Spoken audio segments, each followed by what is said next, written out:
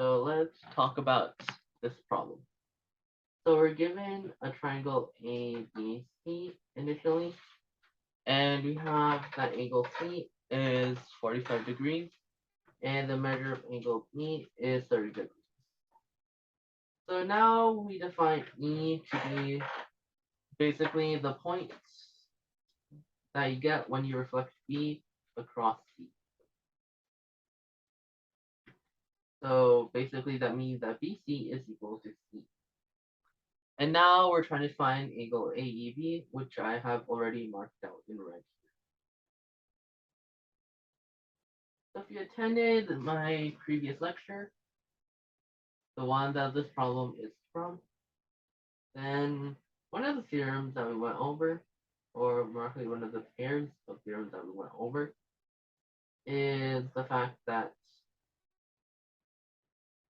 the median in a right triangle cuts the right triangle into two isosceles triangles.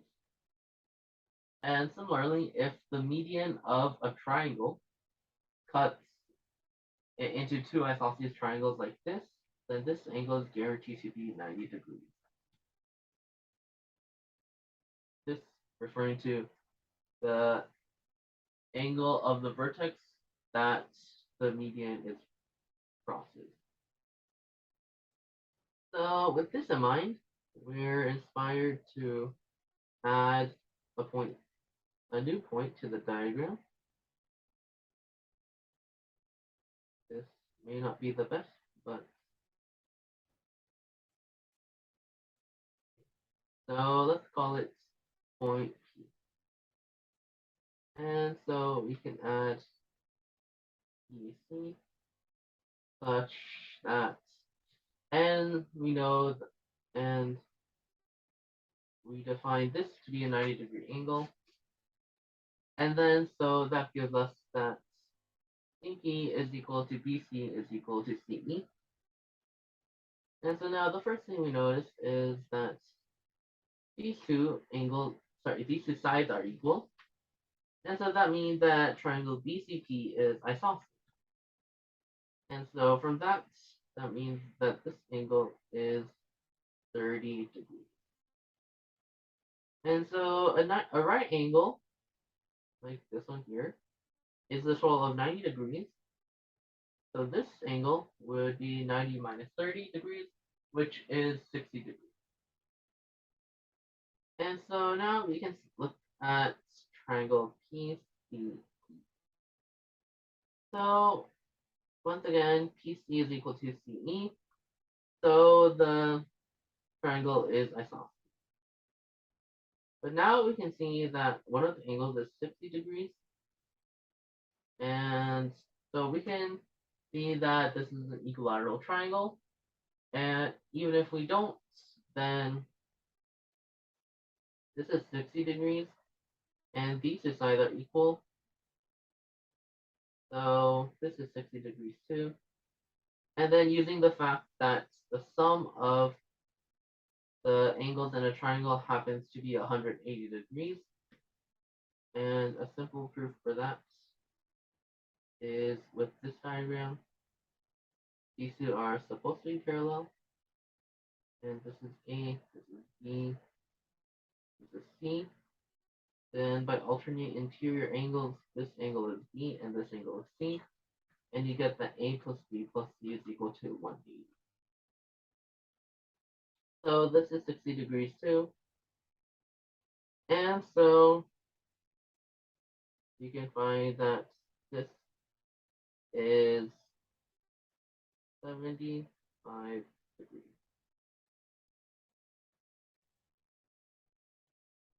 And so this angle is 30 degrees. And this angle is 75 degrees. And as explained before, the three angles add up to 180 in a triangle.